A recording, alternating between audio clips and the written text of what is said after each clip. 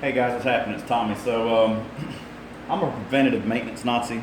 A lot of my buddies make fun of me because I'm always checking tire pressure, always checking grease, checking lug nuts, and checking springs and bushings and equalizers and all that kind of stuff. Checking trailer lights. I'm one of those guys, man. If it's got to be right for me to really feel like I'm comfortable running down the road, or else I'll drive down the road and worry about it all the way to where I'm going. So.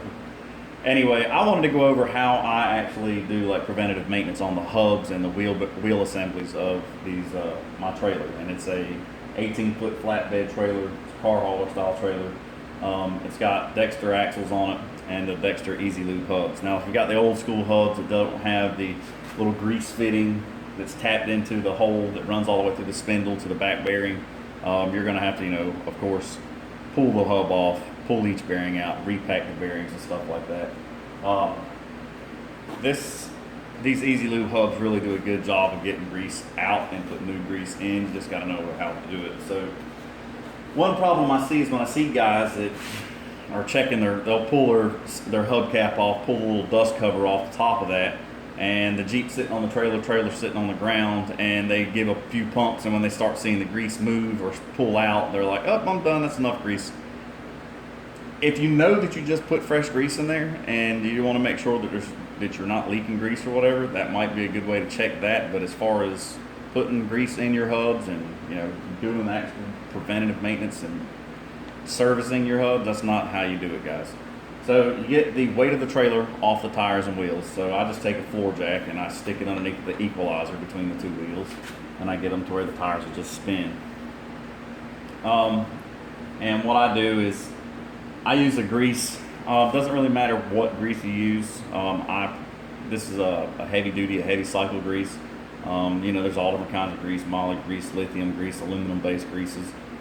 This Lucas extra heavy duty is really good. I'm a Valvoline guy. I like that Valvoline Crimson. You can pick it up at most of your parts stores. It's pretty good. But the reason that I like these two is that they have a color.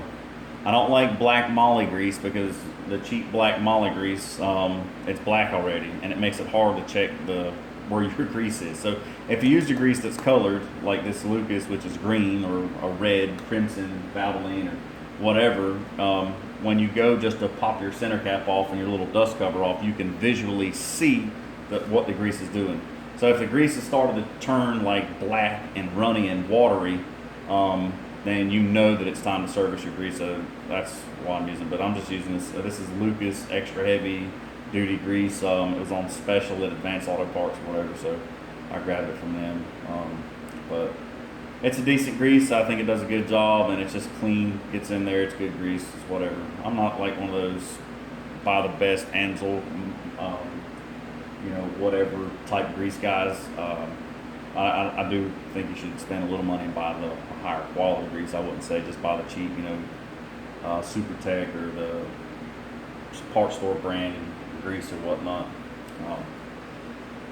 But again, buy grease that's got some color in it. So when you do this, don't use a pneumatic or an electric grease gun. This takes a little bit more work, but what can happen is those pneumatic grease guns and the electric grease guns, they push too much grease too fast. And instead of working the grease through the nutsert, all the way through the spindle to the back bearing, pushing it against the seal, and then back through the back bearing, around through the hub, and then around the front bearing or the outer bearing, what can happen is you can force too much grease in there at one time and blow past that seal and actually get into the brake and hub assembly if you've got electric brakes or whatever. And if you do that, now you've got grease and crap on your shoes, and your brakes aren't going to work like you want them to. So a good tip: don't use a pneumatic or an electric powered grease gun, but just a basic hand pump grease gun, and it's not that much work. So just put your grease nipple over, loosen your grease nipple up a little bit, okay, stick it over your zerk fitting, and then tighten your grease nipple or your grease fitting on your grease gun down on top of that so it doesn't come off. And then all you're going to do is just spin the wheel, get it going good, and then get some good slow pumps going, and it'll start pushing that old grease out. There it comes, it's starting to ease on out of that center cap or that dust cap or whatever. One thing, this trailer is cold. It's been sitting in my backyard. I just pulled it around and stuck it in the garage, so I don't want you to think this grease is hot, and that's why it's running. So, that popped off. But I don't use rubber gloves or latex gloves, but they tend to be failures. You see how runny that grease is? Like, this grease is as cold as that brand new grease in the tube. And that's just really watery, runny. This grease is done, smoked. So it's not good anymore. For you guys that have boats and stuff like that, it's more important that you check this stuff out because that water will get in there quick too. So this grease is burned up. At one time, this grease was nice and red. I think the last time I did this, I used that Lucas or some red and tacky or crimson. This grease was red the last time I did this. So I know this grease is on its last little leg. I'm getting ready to make a few long trips to South Florida and then from South Florida all the way to Tennessee and stuff. And I don't want to drive on the road worried about my hubs. So I know that that grease is no good. So what I'm going to continue to do is grab it because it'll pop off.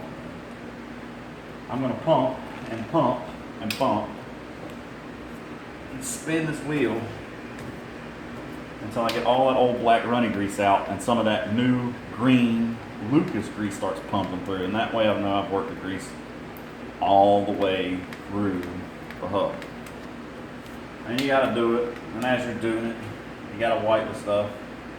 I like to kind of catch it like that as it's coming out, just kind of pull it out of there. And then just keep spinning and pumping. And eventually, you get all that old black, wore out grease out. It takes a while.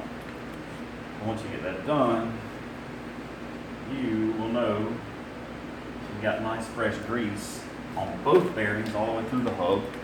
And that the space between the bearings in the hub is full of grease, so you've got a little extra grease in there.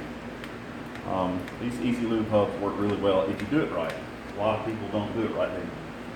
Again, like when I see guys do this, they've got the trailer sitting on the ground, or the weight of the trailer on the wheels and the hubs, and they're pumping grease. And one, you don't have that, you're not releasing the slack between the bearings and the race, and it's making it hard for you to get the grease through the bearings. And two, because it's hard to push that grease to the bearings because you've got the weight and everything on them, the grease winds up pushing through that seal into your electric brake hub, which is no good. So again, you're just going to keep spinning and pumping.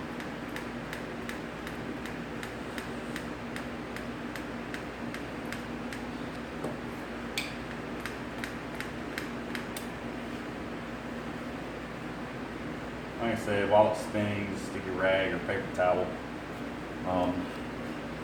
under there.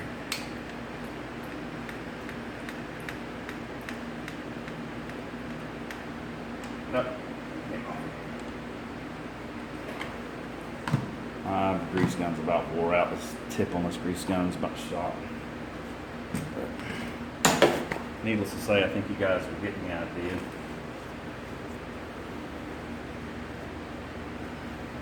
There's some bad information out there. I've seen guys do these write-ups, and it's one of those deals where it's like it gets on my nerves. So I feel like I need to at least a different opinion on how this should be done. Worked as a heavy equipment mechanic for a while. I had a lot of log trucks and heavy stuff, and grease is really the grease police is what they call them, but it's really something that you should be serious about, especially if you're making long trips with your Jeep on long wheeling events.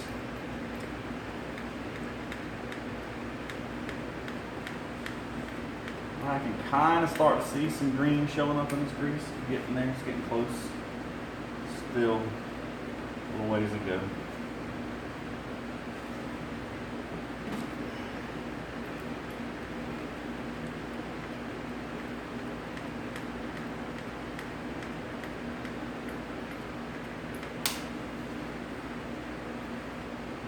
And I learned not to use a pneumatic grease gun on my own. At my shop I worked at, we had some really nice Lincoln and old school like Blue Point grease guns or whatever. And they would blow some, I mean, they were, you know, for heavy equipment, so I mean, they would really push the grease out. And I wound up using them. And instead of the grease actually going through and around the bearings, it went past my grease seal and into the hub.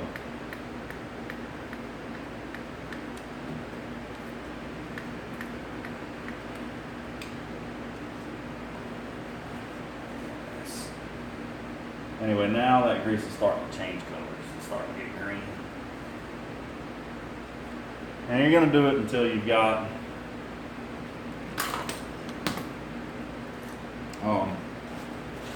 you know, nice green grease coming all the way through. So you know you've got all the old grease, or as much of it as you can, this way out. Work up.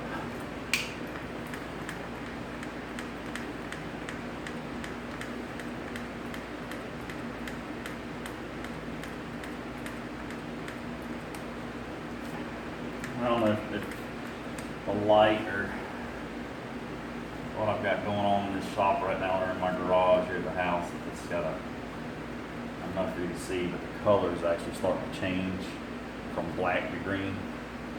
It's good. It means I'm starting to get the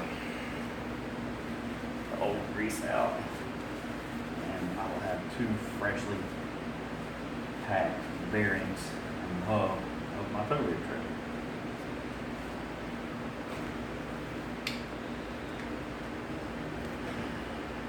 But again, it's important to do this with the trailer up in the air.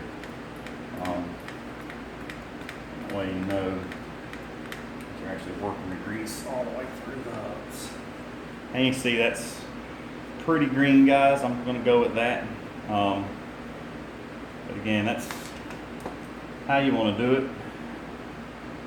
So lift the trailer up, pull your grease, your dust cover off, attach your grease gun to your zerk fitting. Use a colored grease. A good quality grease, doesn't have to be the crazy, super expensive stuff, but you know, use some decent grease with color on it, and that just helps you visually inspect later on down the road. But it's a really easy thing. It's a messy job. You know, it's going to drip. Like this grease that's in these hubs was smoked, so it was almost like water as it was coming out. Really, you know, like chocolate milk almost. And that's what happens. It breaks down and it loses its viscosity or whatever. And when it does that, you know it's not going to hold heat very well. It's not going to lube right. You're going to get those bearings hot, and you're going to cause them to wear faster. One more thing I wanted to go over with these is once you get that done, or before you do it, actually is probably the best time to check, is the bump in the actual hub. So I put my hand, I get the weight of the trailer up off the tires, grab the top of the tire, and I shake it a little bit, and you can feel a little bit of bump in the hub. And you know, that's your preload or whatever that you have on your bearings inside your hub, and you want that just a little bit of bump. And compare them all. If you've got one that's loose or more loose than the next or the rest of them, pull your cap off, pull your cotter pin out, and maybe turn the castle nut or whatever type of nut mechanism you have. Sometimes it's that big washer with the flange that you bend around the nut, whatever. Just give your nut a quarter turn, half turn, or whatever to get it so that the tire and wheel has the same bump as the rest of it. But just some good tips on preventative maintenance on wheel and grease assemblies. This is a super easy process. A little bit of a dirty job. My hands aren't stupid greasy yet, but this is my third wheel. I've already done the other two, so I've got one more to do. But while I was doing it, I thought I'd give you guys a basic video on how I go about doing this. But again, for you OCD grease police, preventative maintenance Nazis like myself, this is just a good video where you guys that have just went out and bought a truck and a trailer and you're going to be towing your Jeep around, especially if you buy a used trailer, man, this is really important. Don't get 150, 200 miles from the house on the side of the road and bam, you smoke and seize up a wheel hub to your spindle. And a lot of times if you do that, you smoke these bearings, what'll happen is the spindle will swell a little bit and you'll get some, you can really sink the bearing cone and stuff to the actual spindle. You won't be able to get it off. You'll wind up having to buy a whole new axle or cutting your spindle off and re-welding a new spindle on if you got that kind of talent. But So it's something that you should really check out. And it's also a good idea to, if you do buy a brand new trailer, ask the manufacturer for the part numbers of the wheel bearings that are in there and get an extra set. Throw them in the toolbox of your truck or on your trailer toolbox or whatever you've got. You know, keep them clean or whatever. Throw a grease gun, a couple tubes of grease in your truck.